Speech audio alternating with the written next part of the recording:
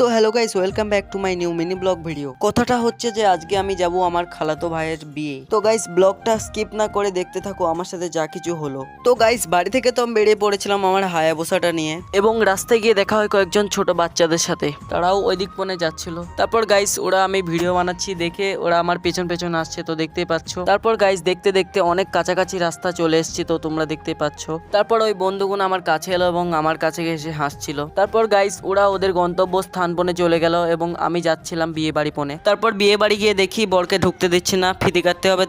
তারপর ফিতে কাটা হয়ে যাওয়ার পর আমার হাতে একটু জুস দিয়ে দিল। তারপর খুব গরম লাগছিল গাইস। তারপর গাইস তোমরা হয়তো দেখতেই পাচ্ছ বরকে। তো গাইস তারপর দেখতেই পাচ্ছ বরের বউকে।